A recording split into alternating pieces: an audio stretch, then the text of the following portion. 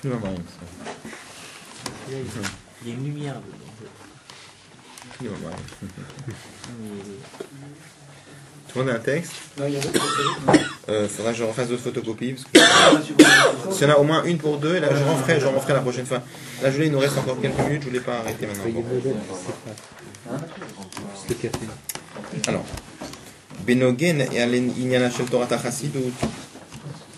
En ce qui concerne la notion de Torah Chassidut. Ve'achidush sheba al chelkei Torah shenit galu lefanea. Et le chidush, la nouveauté qu'il y a dans cette partie de la Torah, par rapport aux autres parties de la Torah qui ont été dévoilées avant, Nemru biurim rabim. Énormément d'explications ont été données, ou même, et parmi elles les suivantes. Bon. C'est-à-dire que, il y a des gens qui s'imaginent, par exemple, c'est vrai que quand on regarde, par exemple, les commentaires sur la Torah, il y a plein de commentaires. Il y a des gens qui s'imaginent que Chassidut, c'est un commentaire parmi des autres. Il y en a plein. Alors, on va expliquer que ce n'est pas un commentaire parmi des autres, c'est tout à fait une autre dimension. C'est quelque chose de complètement nouveau, et c'est quelque chose, il y a une rupture avec avant, c'est quelque chose de très spécial. Pour expliquer ce lien de Chassidut, qu'est-ce que ça apporte? Alors on va voir qu'il y a plusieurs. Alors Rabbi va citer quelques-unes, parce qu'il y a beaucoup de choses qui ont été dites. Mais le Rabbi va rapporter plusieurs choses. Et ce qu'on va expliquer après, c'est que, bon, on va voir tout de suite. Premièrement, Bismano shel Baal Shem Tov haya ha'olam b'matzav shel italfut. Il est rapporté que, à l'époque du Baal Shem Tov, le monde était évanoui.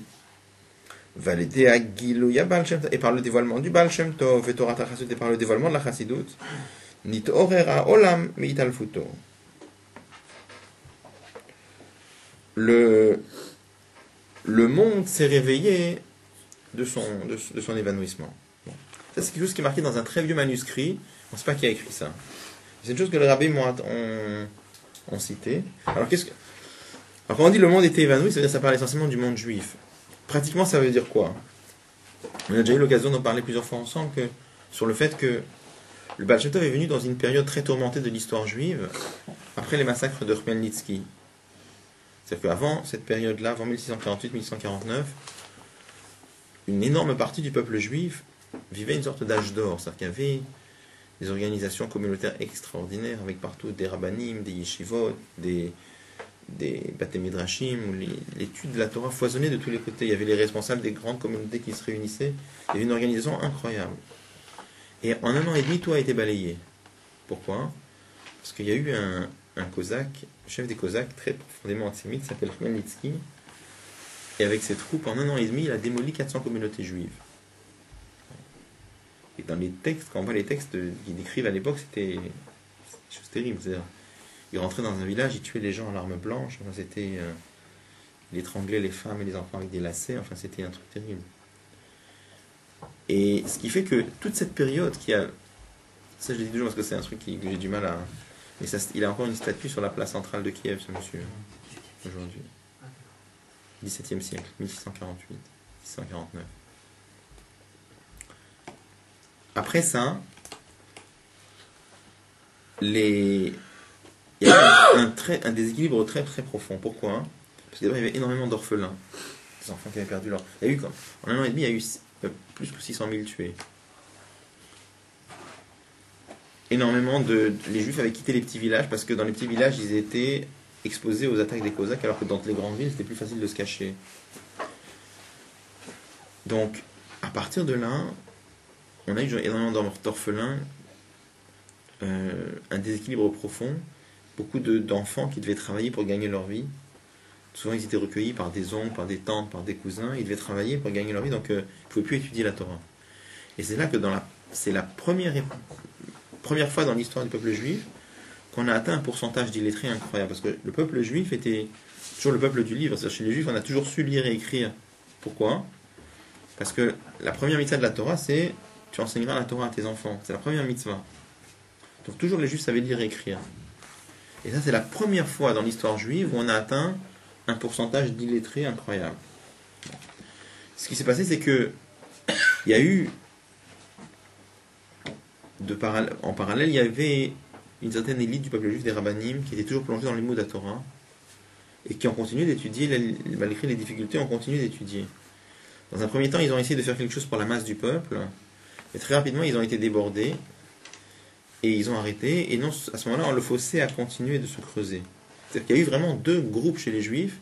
Il y avait d'un côté les érudits, et de l'autre côté, il y avait la masse du peuple, qui était souvent, ou alors illettré, ou alors il savait lire, mais il ne comprenait pas les prières, il ne savait pas étudier, etc. Et c'est là qu'Akadosh Baruch Hu a envoyé le Baal Shem Tov. Lui, il a toute son histoire, mais comment, très jeune, il est devenu le chef des Tzadikim Nistarim. Et il a commencé à dévoiler des choses qu'il a reçues d'un prophète, Achi Hashiloni, des petits mots de Torah, qui étaient d'un côté très très profonds, mais de l'autre côté qui étaient exposés de façon très simple, et qui touchaient les gens, et qui les motivaient à revenir à une étude de la Torah très profonde. C'est comme ça que le Baal Shem Tov et ses élèves allaient de ville en ville, de village en village, ils parlaient avec les gens.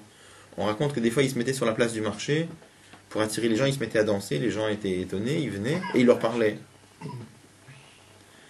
Et ils ont commencé, comme ça, le Baal Shem Tov a commencé à dévoiler les premiers rudiments de la Chassidoute. Donc c'était une partie de la Torah qui...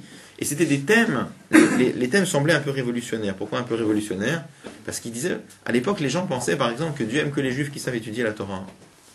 Les Juifs érudits sont aimés de Dieu, les Juifs simples ne sont pas aimés de Dieu. Le Baal Shem Tov a dit que c'était pas juste. Il a dit qu'un père aime tous ses enfants. Après, il y a des enfants érudits, il y a des enfants pas érudits. Mais un père aime ses enfants. En vérité, il y a des sources sur tout ça, mais je ne sais pas comment on est arrivé. En tout cas, ce sont des choses qui s'étaient... À l'époque, on ne pensait pas comme ça. Après, il est venu rappeler des thèmes fondamentaux, mais qui ont été oubliés. Le milieu, les Juifs, pratiquement, c'était très très austère. Le Baal Shem Tov est venu insister sur l'importance de la joie. Je ne sais pas pourquoi ça a été oublié, parce que si on regarde bien, d'abord c'est un pasouk dans Télim, avant ça c'est un pasouk dans le Chumash. Comme tu n'as pas servi Dieu avec la joie et un bon cœur, tu serviras tes ennemis. Donc je veux dire, dans la Torah, on parle de la joie. Le Rambam explique à la fin de Ilchot Souka Velulav, il raconte l'histoire de David Ameler qui avait déplacé le Haron à Kodesh de Beth-Avad et d'Omagiti jusqu'à Yerushalayim. Il raconte comment il avait dansé comme un enfant, à tel point que sa femme Michal Bat Shaul l'a pris pour un fou. Elle l'a méprisé dans son cœur et nos maîtres disent qu'elle a été punie de ne pas avoir d'enfant. Et le Rambam conclut là-bas en disant que de la même façon que David Ameler a dansé de joie quand il a déplacé le Haron à Kodesh, il dit ainsi on devrait ressentir la même joie quand on fait n'importe quelle mitzvah de la Torah.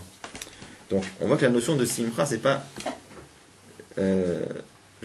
c'est pas l'héritage des Chassidim en particulier, c'est quelque chose qui fait partie intégrante du judaïsme, mais en tout cas pour une raison que je ne sais pas, ça s'était oublié ou ça s'était perdu ou ça, je sais pas. Le Baal Shem Tov est venu en tout cas insister sur ces choses-là et ce n'était pas tellement apprécié.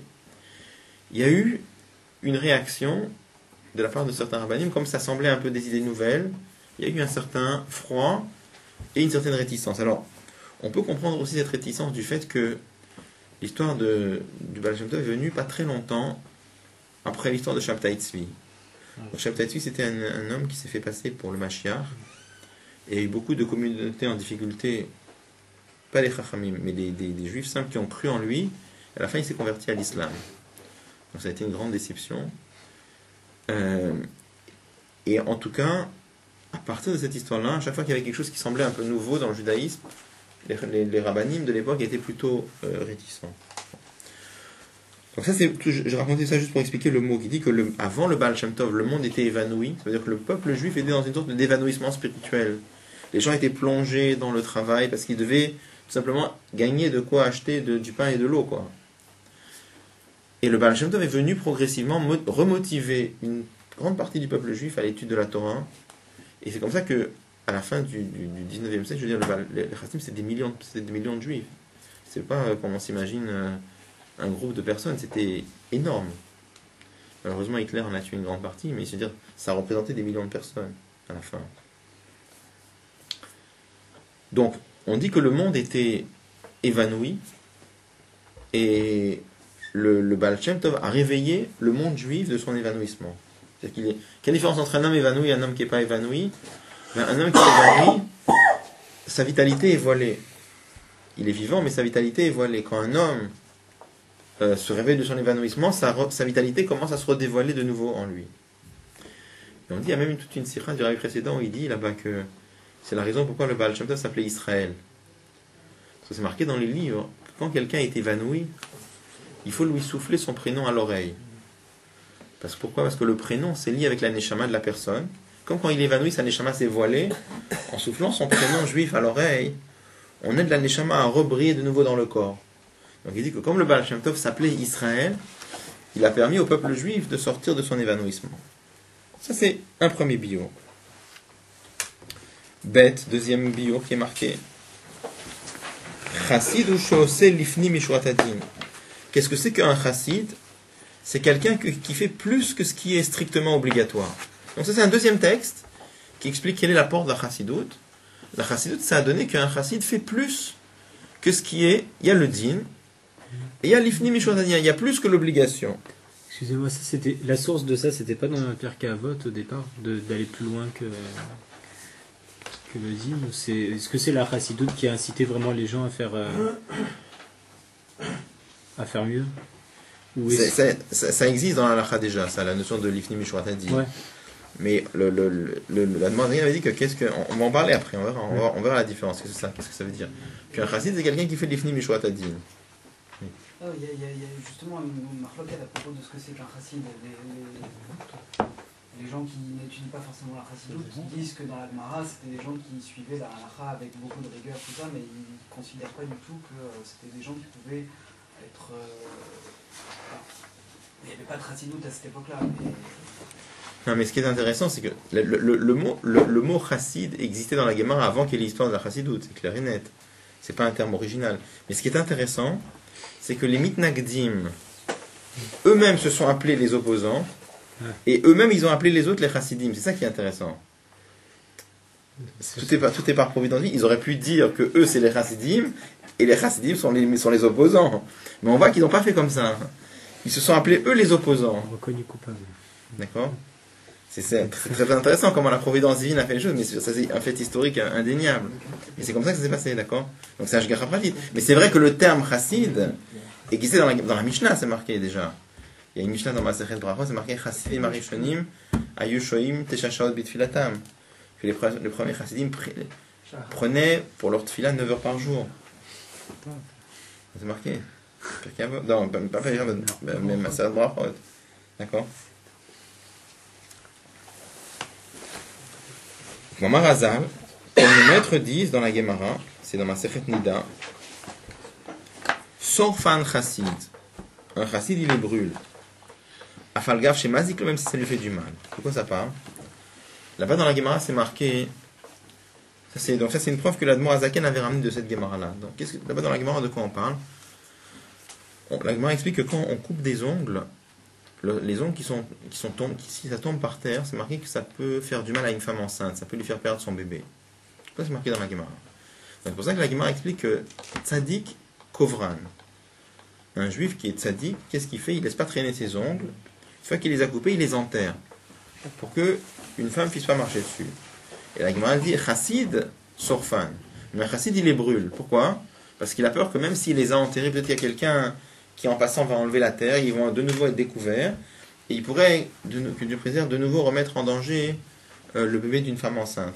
Donc c'est pour ça qu'il préfère les brûler, et les commentateurs expliquent, de les brûler, même si quelque part le fait de brûler quelque chose qui appartient à son propre corps, ça fait du mal, je ne sais pas quel mal ça fait un certain mal, il préfère se faire du mal à soi-même, plutôt que de courir le risque de faire du mal à un autre juif. Donc ça qu'on dit, chassid, sorfan, un chassid il les brûle, c'est-à-dire qu'il fait plus que ce qui est strictement obligatoire, même si il se fait du mal à soi-même, mais il préfère ça plutôt que faire du mal à un autre. Donc là on amène pêle-mêle, si vous voulez, des textes qui parlent de l'apport de la chassidoute.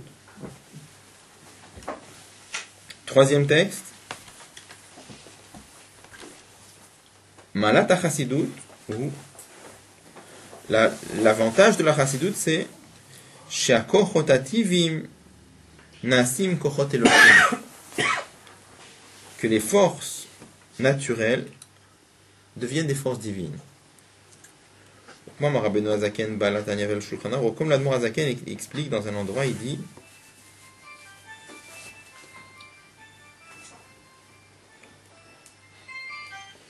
Kol ina chassidut hu leshanot teva midot. Tout le lien de chassidut, c'est quoi?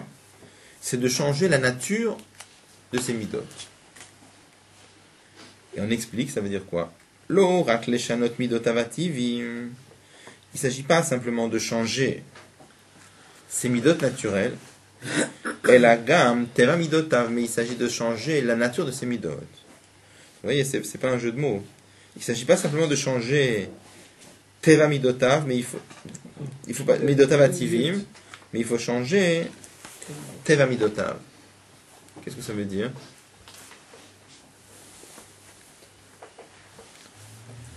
Il y a les midot, il y a ce qu'on appelle dans les midot c'est quoi? C'est les traits de caractère et les sentiments.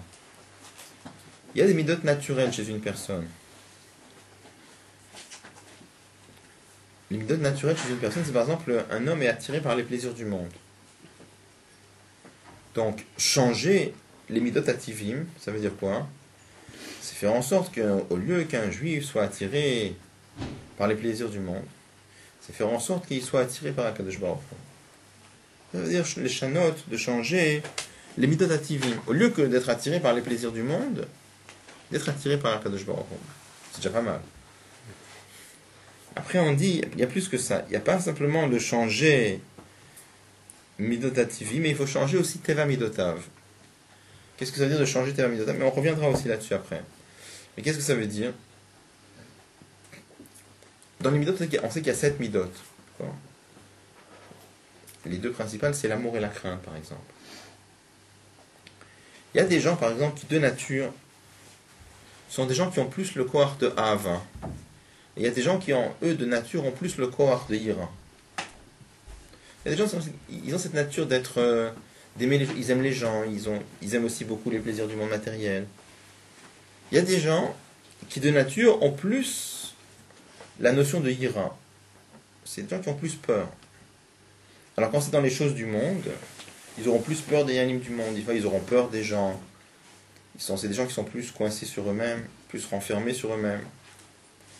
Et dans le service de Dieu, ça va donner des gens qui auront plus la crainte de Dieu que l'amour. Donc, ces gens-là, quand ils vont se mettre à réfléchir, par exemple, à la grandeur de Dieu, le fait de réfléchir à la grandeur de Dieu chez eux, ça va déclencher plus un sentiment de crainte qu'un sentiment d'amour.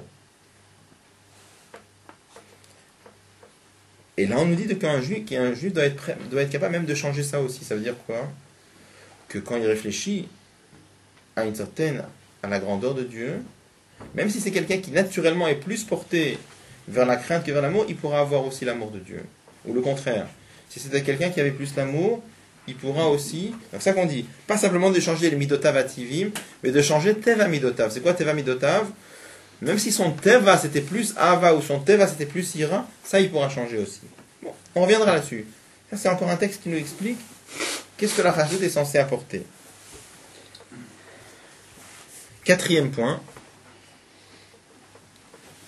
Torah ta chassidut richa.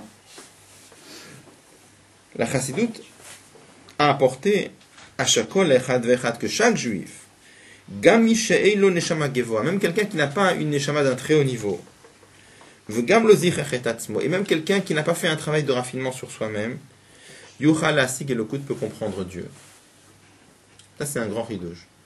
Chassidut a apporté que n'importe quel juif, même quelqu'un qui n'a pas un très haut niveau spirituel, et même quelqu'un qui n'a pas fait un grand travail de raffinement sur soi-même, peut comprendre Dieu. Évidemment, quand on parle de comprendre Dieu, on parle de comprendre certains aspects de Dieu, évidemment. Pourquoi? Car du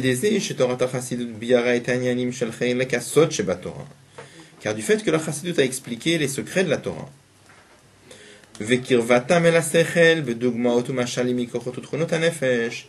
Elle a approché ça de l'intellect humain par des paraboles, par des exemples tirés des kochot de la neshama, comme c'est marqué Mibsari echeze eloka, de ma chair je verrai Dieu. Ça, c'est un passouk dans Yov. C'est de ce qui se passe en nous, on peut comprendre ce qui se passe chez Dieu, et d'où on a le droit de faire une chose pareille, parce qu'on nous dit que Dieu a créé l'homme à son image. Donc ça veut dire quoi? Dieu a créé l'homme à son image de la même façon que Dieu a donné une certaine structure dans la neshama de l'homme. Dieu nous apprend, ça aurait pu être autrement, mais il a décidé comme ça, que la structure de ces dévoilements ressemble de loin à la structure qu'il a installée dans la neshama de l'homme.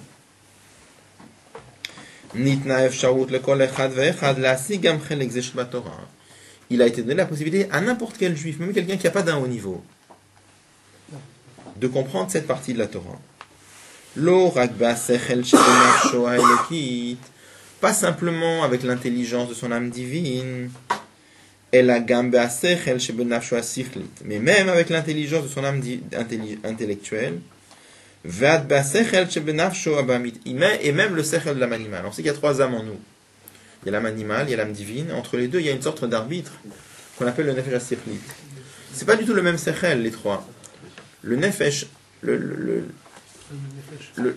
l'intellect de l'âme animale, qu'est-ce qu'il comprend? Il comprend les choses du monde. Choses concrètes, choses matérielles. Le sechel de l'âme divine, c'est pas quelque chose qu'on ressent après, mais lui, il comprend les choses abstraites. Il comprend les choses divines directement.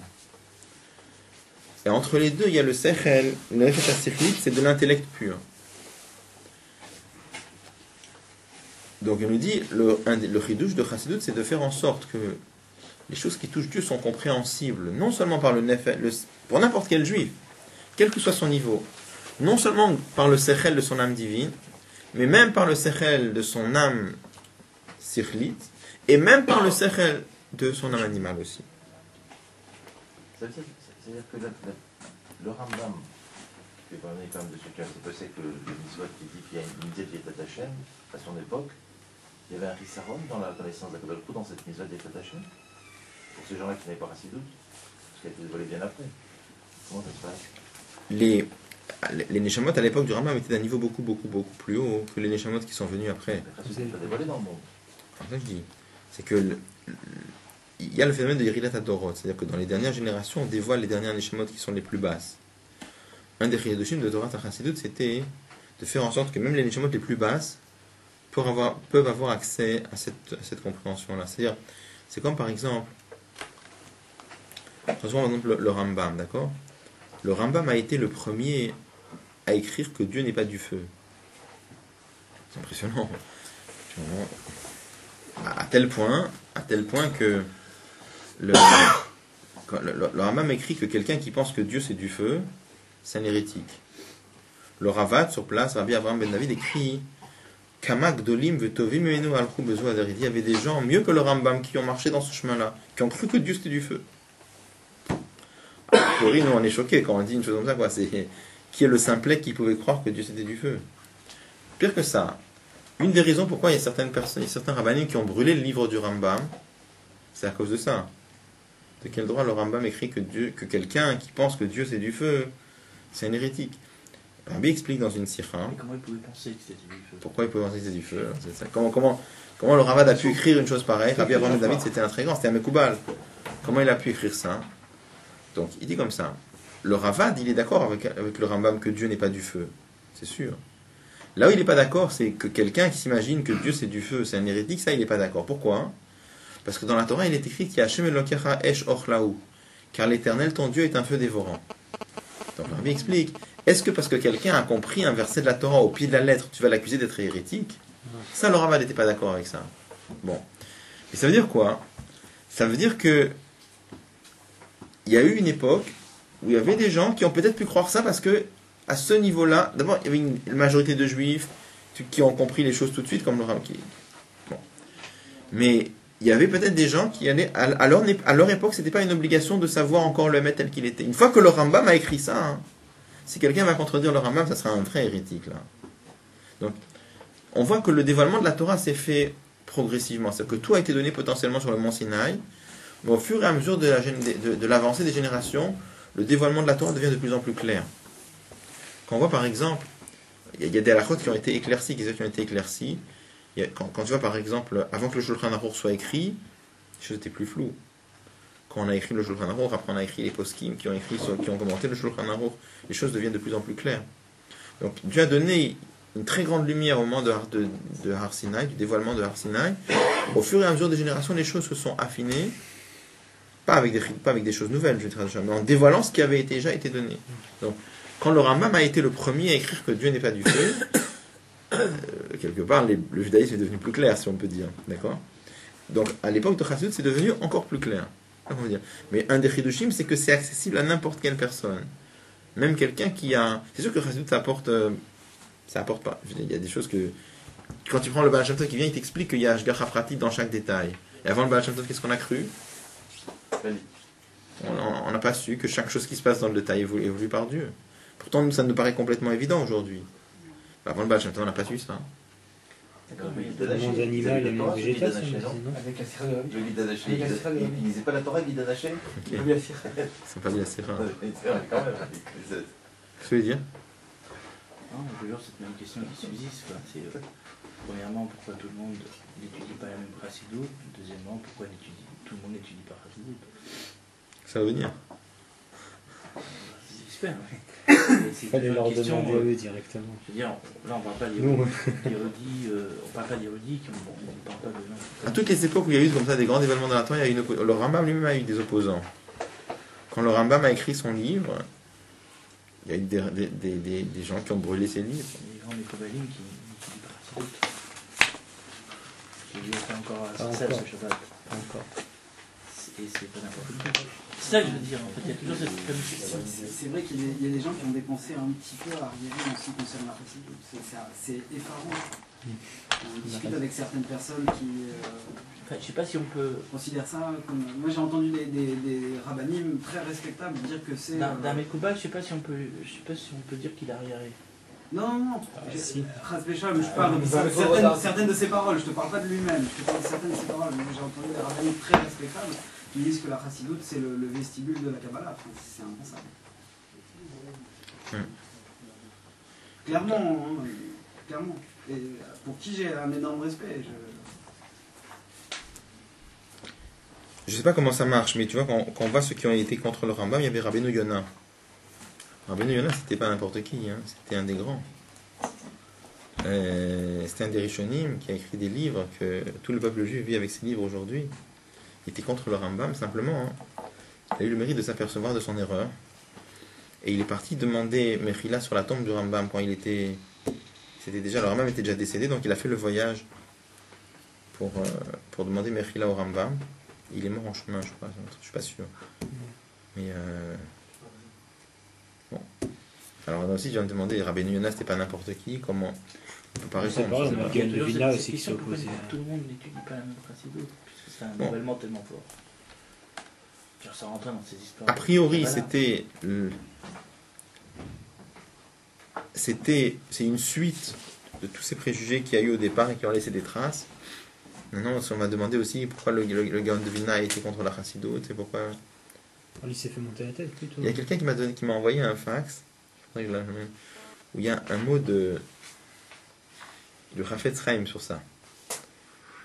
Où il explique tout un Inyan, pourquoi le bal... Il explique que c'est un... C'est pas sa part qu'il voulait pas? Comment? C'est pas un gars de Kibbutz Avayim? Oui, non, mais il y a un bio de... Quelqu'un m'a dit, j'ai la photocopie à la maison, il m'a envoyé un fax où le Chafetz... Enfin, de Chafetz Chaim, c'est très très clair que le Chassidut, c'est quelque chose de merveilleux. J'étais impressionné de ce... À la fin, je ne sais pas comment ça se fait, mais Akadosh Baruch Hu a voulu que toutes les grandes choses dans le monde passent par un certain voilement. Alors il y a des fois un voile qui venait de la part du monde, il y a un voile qui est venu des goïms, il y a un voile qui est venu de juifs pas religieux, et après il y a un certain voile qui vient de juifs religieux. Pourquoi Dieu a fait comme ça, je ne sais pas. Mais ça vient comme ça. Quand on voit la lumière qui éclaire des gens, entre guillemets, des gens comme nous qui connaissent pas grand-chose, et on arrive à percevoir cette lumière extraordinaire de la Chassidut, en tous les cas un petit bout de lumière et où ça peut nous amener, j'arrive pas à comprendre pourquoi les gens qui sont au-dessus de ce que nous on peut penser n'arrivent pas à rentrer dedans. C'est assez difficile à comprendre. C'est ça que je dis, je sais pas, Akadosh Baruch Hu a voulu qu'il y ait un certain voile, mais Non, c'est des clipotes plus La intelligentes Chassidut en fait. tellement polémique que je n'arrive pas à comprendre. quand on voit par exemple, il y a eu, à toutes les époques il y a eu ça, tu vois par exemple que David Ameller par exemple, il y avait Shaul Ameller qui était contre lui. Shaul Ameller c'était pas n'importe qui. Shaul Ameller c'était un très grand. La Gemara dit marqué Ben Shana Shaul Bemolcho, marqué dans le verset, marqué qu'il avait 1 an quand il a régné. La Gemara dit qu'il était comme un enfant de 1 an quand il a commencé à régner, il était comme un enfant de 1 an dans le sens qu'il avait aucune avéra. Et quand même il était contre David Ameller, il a voulu le tuer, toute une histoire. Je sais pas comment ça marche. Et on voit qu'Akadosh Baruch Hu a fait en sorte que dans le monde, il y a des choses. Je sais pas si on doit se casser la tête de savoir pourquoi les autres ils comprennent pas comme ça. On doit simplement se dire, si nous on a eu la chance de voir le maître sans porter de jugement. C'est tellement simple de goûter quelques gouttes de la chassidoute pour être touché que C'est j'arrive pas à comprendre. Il y a un truc qui passe On ne dit pas. pas que c'est plus facile de mettre le pied dans l'eau chaude que la tête. L'eau bouillante. On met plus facilement on est le pied, on est Amar et Kev. Peut-être.